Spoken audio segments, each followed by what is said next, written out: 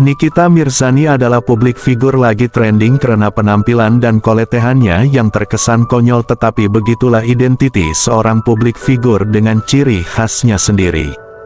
Tetapi dalam laporan polisi dugaan perbuatan tindak pidana Undang-Undang Perlindungan Anak ke Polres Metro Jakarta Selatan yang diduga dilakukan oleh VA, publik harus melihatnya sebagai ungkapan hati seorang ibu yang sedang memperjuangkan rasa keadilan bagi anaknya. Demikian hal ini diungkapkan oleh Dr. Agus Nasution, pemerhati perilaku penegak hukum Indonesia.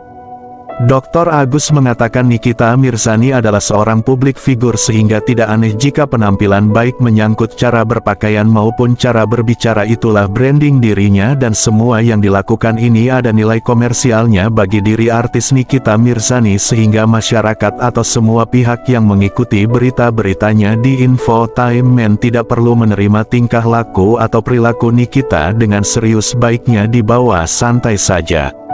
Menurut Agus, tetapi dalam urusan laporan polisi dalam dugaan kasus Undang-Undang Perlindungan Anak dan Undang-Undang Kesehatan, publik harus melihatnya dari lain sisi. Karena apa yang dilakukan oleh Nikita Mirzani sedang mewakili hati semua ibu di dunia. Bagi siapapun ibu yang mendengar atau mengetahui anaknya mendapat perlakuan tidak baik atau anaknya menjadi korban kekerasan, pasti semua daya upaya akan dilakukan sang ibu untuk menghukum di pelaku. Menurut Agus, naluri seorang ibu itu apapun akan diperjuangkan untuk anaknya, walaupun terkadang Nikita Mirzani dengan anaknya bertengkar dan menjadi sorotan publik, tetapi itu tidak akan merubah nalurinya sebagai seorang ibu. Lebih lanjut Agus menerangkan, jadi ketika saya melihat pengacara Rasman Arif menggiring opini publik kemana-mana termasuk ingin menyerang balik Nikita dalam perkara penelantaran anak, menurut Agus ini kerja seorang pengacara yang konyol, tidak fokus dan pastinya tidak profesional. Seorang pengacara baiknya fokus dengan pasal yang disangkakan terhadap kliennya, tidak perlu mencari-cari masalah lain karena hal itu tidak akan merubah pokok perkara atau pasal yang disangkakan kepada klien kita.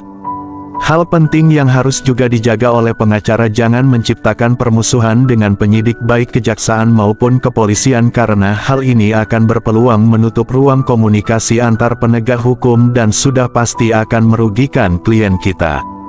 Seperti apa yang dilakukan oleh pengacara Rasman Arif dalam perkara laporan Nikita. Rasman selalu menganggap penyidik tidak beres dan ada unsur rekayasa. Seorang pengacara mencurigai itu boleh saja, tetapi ketika hal itu diungkapkan di ruang publik sama dengan pengacara Rasman sedang menggali lubang untuk dirinya sendiri atau menggali lubang untuk kliennya. Lalu apa kita akan melihat seorang pengacara menciptakan hal-hal konyol untuk kliennya? Demikian tutup Dr. Agus Nasution, pemerhati perilaku aparat penegak hukum.